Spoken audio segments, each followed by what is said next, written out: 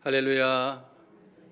성령 강림주일을 맞아 이렇게 주일 예배를 드리는 우리 사랑하는 성도 여러분들의 삶 속에 성령 하나님께서 역사하여 주시고 또 풍성한 은혜를 주시는 역사가 차고 넘치시기를 주님의 이름으로 간절히 축원합니다.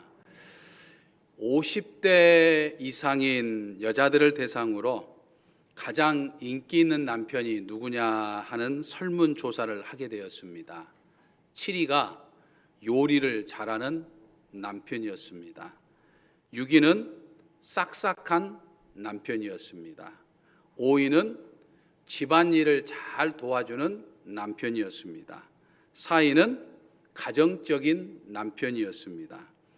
3위는 잘생긴 남편이었습니다. 나이 50이 넘어도 이 잘생긴 것을 따지는 모양입니다. 2위는 힘 좋은 남편이었습니다. 어디다 사용하려고 힘 좋은 남편을 찾는지 모르겠습니다. 대망의 1위는 무엇일까요?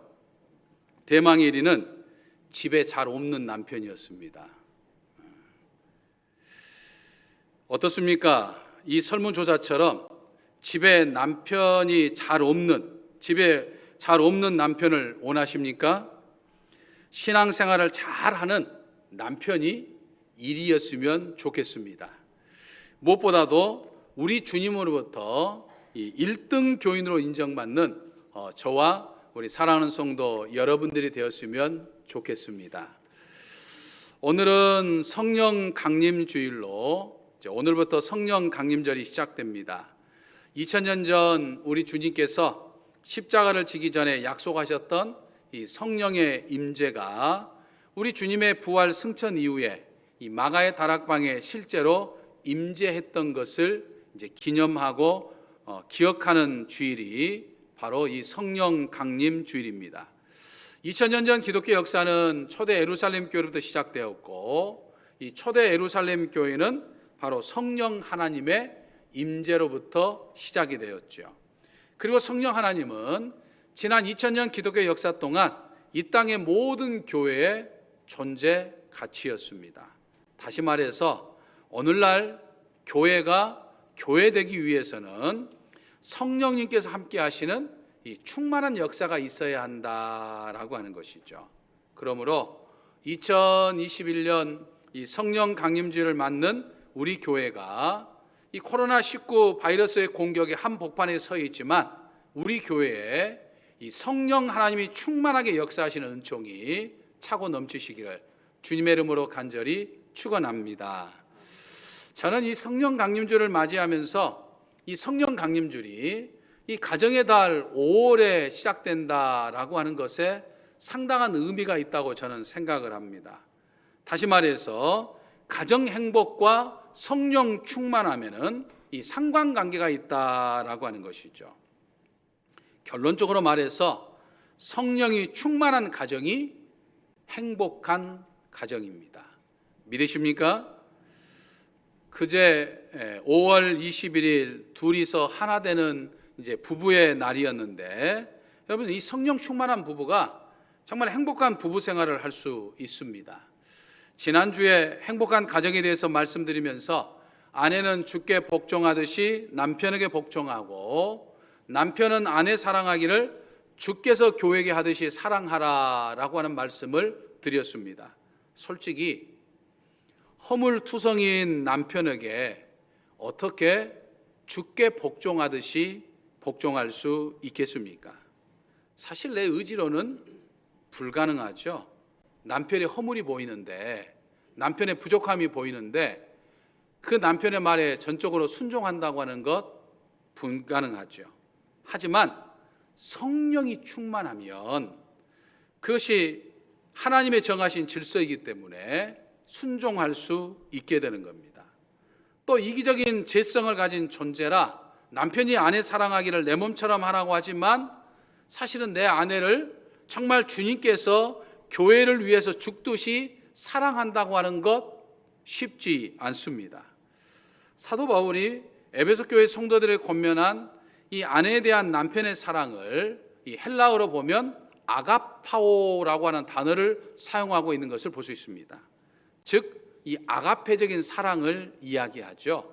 한없는 사랑, 늘 내어주는 사랑, 조건적인 사랑이 아니고 조건이 없는 사랑, 이 아가페적인 사랑을 이야기하는데, 이 이기적인 남편이 아가페적인 사랑을 가지고 아내를 내 몸같이 사랑하거나 죽기까지 사랑하는 것 쉽지 않다라고 하는 거죠. 내 의지나 내 능력으로는 도저히 못합니다. 당신 없으면 난 못 살아 하면서 기어코 결혼한 사람들이 금방 얼마 되지 않아 가지고 당신 때문에 내가 못 살아 하면서 싸우는 것이 우리 인간의 모습이에요. 하지만 성령 하나님이 충만하게 하시면 이 모든 것들이 가능하다라고 하는 거예요. 나는 못하지만 성령께서 나를 주장하시면 성령이 나로 하여금 그렇게 살도록 이끄신다라고 하는 거예요. 이것이 바로 성령의 충만한 역사입니다. 믿으십니까? 또 성령이 충만하면 이 부모와 자식 간의 관계도 회복이 됩니다. 사도 바울은 자녀들에게 부모를 주 안에서 순종하라라고 말합니다. 근데 여기서 순종한다는 단어는 이제 헬라어로 히포쿠아오라고 하는 단어를 사용하고 있는데, 이 단어는 아래에서 경청한다, 아래에서 듣는다라고 하는 말로 이 부모의 말에 철저히 순종한다라고 하는 그런 뜻을 가지고 있죠. 또 부모를 공경한다라고 하는 단어는 헬라어로 이 티마우라고 하는 단어를 사용하고 있는데, 이 말은 보배처럼 여긴다, 정말 부모님을 존귀하게 여긴다라고 하는 그런 의미의 말입니다. 자식들 나름대로 이기적인 본성이 있고 또 자기 생각과 자기 주관이 있기 때문에 이 부모에게 전적으로 순종하고 공경한다고 하는 것 쉽지 않죠. 하지만 성령이 충만하면 부모를 공경하게 한다라고 하는 거예요. 또 부모에게는 자녀를 주의 교양과 훈계를 양육하라고 했는데, 부모가 자기 자녀를 사랑하고 아끼는 것은 본능이기도 하고 당연한 것이기는 하지만, 사실은 부모가 자녀를 사랑하는 데 있어서 자기 감정에 따라서, 자기 기분 상태에 따라서 자녀를 사랑하는 때가, 자녀를 다룰 때가 많다라고 하는 거죠. 부모 역시 이기적인 재성을 가진 존재이기 때문에 자녀를 노하게 하기도 하고, 또 자기 어떤 욕망, 자기 어떤 욕심에 따라서 자녀를 키우기도 하고, 또 자신이 못다한 꿈, 자신의 어떤 하고 싶었지만 하지 못했던 꿈을 자신이 대신 이루어줄 존재로 그렇게 생각을 하기도 하고, 자기 생각에 맞게 키우려고 하는 그런 어떤 자녀 생각을 가지고 많지만, 성령이 충만하면 내 자녀가 내 자녀이기 전에 하나님의 자녀라고 하는 것을 인식하게 된다 이 말이죠. 그렇기 때문에 내 뜻에 따라서, 내 감정에 따라서 자녀를 양육하는 것이 아니라 하나님의 말씀에 따라서 자녀를 양육하게 한다라고 하는 거죠. 이렇듯 성령 충만함은 우리에게는 아주 대단히 중요합니다. 그래서 예수님은 십자가의 죽음을 앞두고 제자들과의 마지막 만찬을 나누면서 이 성령의 중요성을 거듭 강조하셨죠. 요한복음 16장 7절을 보면 예수님이 이런 말씀을 하셨습니다. 내가 너희에게 실상을 말하노니 내가 떠나가는 것이 너희에게 유익함이라. 내가 떠나지 아니하면 보혜사, 즉 성령이 너희에게 오시지 아니할 것이요 가면 내가 그를 너희에게 보내리니라고 말씀합니다. 또 요한복음 16장 13절을 보면 진리의 성령이 오시면 그가 너희를 모든 진리 가운데로 인도하시리니라고 말씀하셔요. 성령 충만함에 거하게 되면 우리가 진리 가운데, 다시 말해서 하나님의 말씀대로 살게 된다라고 하는 것을 이야기해요. 그러니까 성령 충만함이 있어야 하나님의 자녀다운 삶을 살 수 있다라고 하는 거예요. 그러니까 하나님의 뜻대로 살아야 되는데, 하나님의 자녀답게 살아야 되는데 내 힘과 내 능력으로는 한계가 있다 이 말이에요. 내 힘과 능력으로는 어렵다라고 하는 거예요. 성령 충만함이 있어야, 성령 하나님이 내 삶을 주관하시고 이끌어야만 내가 하나님의 자녀다운 삶을 살 수 있다라고 하는 거죠. 그러면 어떻게 해야 내가 성령 충만한 삶을 살 수 있느냐라고 하는 거죠. 성령은 하나님의 영, 또 예수 그리스도의 영이라고 이야기를 합니다. 제3위의 하나님이시죠. 여기서 3위라고 하는 것은 서열을 말하는 게 아니죠. 첫 번째 하나님, 두 번째 하나님, 세 번째 서열의 하나님, 이걸 말하는 것이 아니고 하나님의 세 번째 모습을 이야기하죠. 그래서 흔히 우리는 하나님을 성부 하나님, 성자 하나님, 성령 하나님 이렇게 이야기합니다. 원래 한 분이에요. 성삼위가 원래는 일체 한 분 하나님이셔요. 근데 나타나는 모습이 때로는 아버지의 모습으로 나타나고, 때로는 아들의 모습으로도 나타나고, 때로는 거룩한 영의 모습으로 나타나지만 이분은 일체 한 분이다. 그래서 우리는 성삼위일체 하나님 이렇게 고백하는 거죠. 사실 성령님은요, 우리 모든 그리스도인들에게 임재 계십니다. 믿음의 깊이를 막론하고 우리 안에 임재 계셔요. 오늘 여러분들 마음 한 분 한 분, 여러분들의 마음 안에 성령 하나님은 임재 계셔요. 뭘 보면 알 수 있습니까? 지금 여러분들이 이 자리에 앉아서 예배 드리는 모습을 보면 알 수 있는 거예요. 고린도전서 12장 3절을 보면 이런 말씀이 있어요. 성령으로 아니하고는 누구든지 예수를 주라 시인할 수 없느니라 라고 말씀합니다. 여러분, 예수님이 나의 구주이신 것을 믿으십니까? 내가 예수님을 믿어야 구원받는 거 믿으십니까? 내가 예수님을 믿어야 천국 가는 거 믿으십니까? 여러분들이 믿어지는 것은 내가 믿는 게 아니라 이 말이에요. 내 의지와 내 어떤 힘으로 내가 자연적으로 믿게 되는 것이 아니라 성령님께서 내 안에 내주에 계시기 때문에 내가 그렇게 믿게 된 거예요. 내가 믿든지 안 믿든지 하나님은 참 하나님이시고 예수님은 인간의 몸을 입고 이 땅에 오신 하나님이시고 그 예수님을 믿어야 내가 부활하고 그 예수님을 믿어야 내가 구원받고 그 예수님을 믿어야 내가 천국 가는 것은 내가 믿고 안 믿고 상관없이 당연한 거예요. 하지만 많은 사람들이 이 사실이 믿어지지가 않아요. 하지만 우리는 믿어지니까 지금 이 자리에 있는 거예요. 내가 믿은 것이 아니라 성령 하나님께서 내 안에 내주 계셔서 나로 하여금 그렇게 믿게 해주신다라고 하는 거예요. 그래서 고린도전서 3장 16절을 보면 너희가 하나님의 성전인 것과 하나님의 성령이 너희 안에 거하시는 것을 알지 못하느냐라고 말씀합니다. 예수님을 나의 구주로 고백하는 것, 내가 오늘 예배를 드리고 이 자리에 있는 것, 성령님께서 내 안에 계시니까 가능한 거예요. 이걸 가르쳐서 우리는 성령의 내주라고 이야기합니다. 내 안에 머물러 계신다라고 하는 거예요. 그러니까 성령님은 내 안에 내주에 계셔요. 여러분이 예수님을 나의 구주로 고백한 그 순간부터 성령 하나님은 내 안에 계시면서 여러분들의 삶 속에 단 한 번도 성령 하나님은 떠나본 적이 없어요. 언제 어느 때나 여러분과 함께 하신 분이 성령 하나님이에요. 믿으십니까? 그런데 오늘 이 본문 18절의 말씀을 보면 그런 우리에게 성령 충만함을 받으라 라고 말씀하고 있어요. 성령의 내주와 성령의 충만함 사이에 뭐가 있습니까? 차이가 있다고 하는 것을 이야기하고 있어요.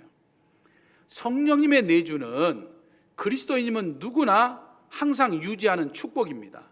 그래서 우리가 예수님을 나의 구주로 고백하면서 이렇게 예배를 드리며 신앙생활하고 있는 거예요. 하지만 성령 충만함은 성령이 내 안에 내주하는 것으로만 끝나는 게 아니에요. 그 정도가 아니에요. 성령 하나님께서 내 안에 내주하신 성령님께서 나로 하여금 하나님의 말씀대로 살도록 생동함 넘치는 신앙의 삶을 살도록 나를 막 이끌어 가시는 것을 이야기하는 거예요. 나를 컨트롤하는 거예요. 그러니까 내가 내 생각과 내 감정과 내 의지를 나 자신이 컨트롤하는 것이 아니라 나 자신이 주장하는 것이 아니라 성령님이 주장하시고 성령님이 컨트롤해 가시는 것을 이야기해요. 예수님이 부활 승천하셨을 때 120여 명의 성도들, 제자들과 함께 120여 명의 성도들에게 예루살렘을 떠나지 말고 너희들이 한 곳에 모여 기도하라 라고 말했을 때 이 120명의 제자들과 120명의 성도들은 아직 성령 충만함을 받기 전이에요. 그런데 성령님께서 강하게 역사하셔가지고 성령 충만함을 받게 되니까 이 사람들 어떻게 됐어요? 가만히 안에 있지를 못합니다. 어떻게 했죠?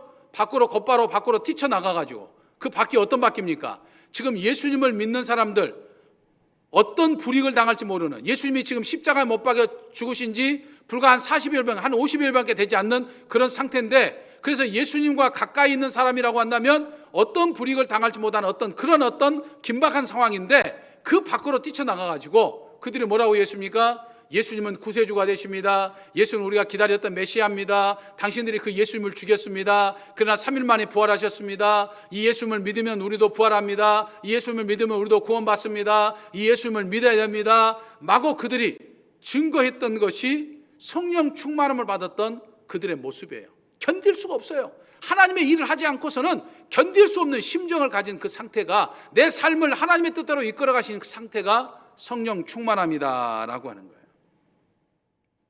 이걸 좀 더 살펴보면 사도 바울은 오늘 본문 18절에서 아주 재밌는 표현을 합니다. 뭐라고 말씀합니까? 술 취하지 말라. 이는 방탕한 것이니 오직 성령의 충만함을 받으라 라고 말씀하고 있어요.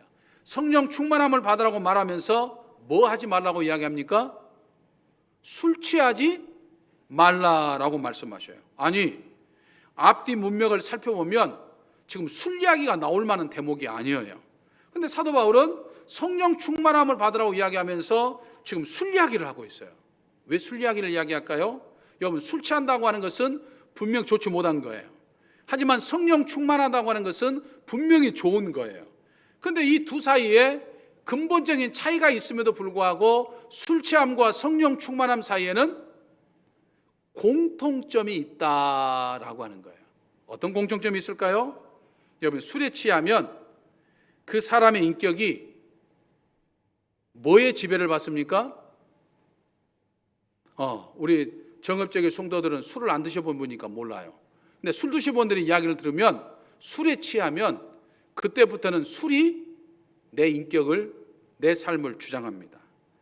간밤에 술에 잔뜩 취해가지고 아침에 눈을 떠보니까 집에 가 있어요. 술에 취해가지고 어떻게 온지도 몰라요. 술에 취해서 제정신이 아닌데 지금 집에는 찾아간 거예요. 어떤 사람은 술에 취하면 평소와는 전혀 다른 감정의 상태를 보입니다. 얌전한 사람이 술에 취하니까 그런 난리법석이 없는 경우들을 보게 되죠. 막 소리를 지르고, 그리고 막 술에 취하면 평소에는 말도 잘하지 않는 사람이 술에 취하면 막 말도 많이 하고 갑자기 막 울고 불고 뭐 한다든지 그렇게 되는 거죠. 술에 취해가지고 길을 걸어가는데 나는 똑바로 걸어가는 것 같은데 느닷없이 아스팔트가 일어나고 나를 때리기도 하고 전봇대가 달라들고 자기를 때리는 거예요. 실제로는 자기가 술에 취해가지고 넘어지기도 하고 전봇대에 부딪히기도 하는 건데 자기는 정신이 없는 거예요. 뭐에 지배를 받으니까? 술의 지배를 받으니까. 내 의지대로 되는 것이 아니라 술 기운에 취해서 그렇게 되는 거예요.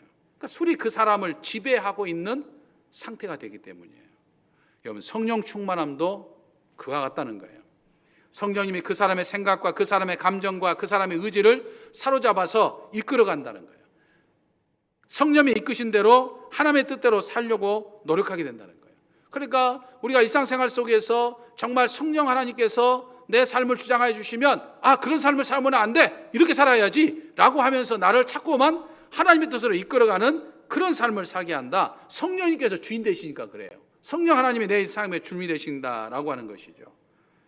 그래서 어떻게 하면 성령 충만할 수 있을까요? 이 성령 충만함을 받으라 라고 하는 이 말은 현재 수동형으로 되어 있는데, 현재형이라고 하는 것은 현재 지금 성령 충만을 받고 그 상태를 유지하는 거예요. 옛날에 받았던 거 이야기한 게 아니에요. 지금 이 상태를 꾸준히 유지하는 것을 이야기하죠. 또 수동형이라고 하는 것은, 성령 충만함이라고 하는 것은 인간의 노력을 위해서 받는 것이 아니라 지금 하나님이 주시는 것이다 라고 하는 것을 이야기하는 거예요. 그러니까 성령 충만함을 받으려면 내가 뭘 하려고 노력해서 받는 것이 아니라 하나님이 원하시는 방법대로 하면 성령 충만함을 받는다는 거예요. 그럼 하나님이 원하시는 방법이 뭐냐? 성경을 보면 세 가지를 이야기합니다. 첫째가 회개해야 돼요. 여러분, 성령은 거룩하신 하나님의 영이기 때문에 죄와는 같이 할 수가 없어요. 죄와는 상극이에요.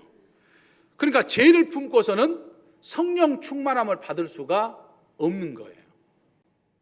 두 번째로는 말씀을 읽고 묵상해야 되는 거예요. 그러니까 하나님의 말씀을 읽다 보니까 하나님의 말씀을 깨닫게 되고 성령께서 역사하셔서 하나님의 말씀대로 살도록 나를 이끌어 가시는 거예요.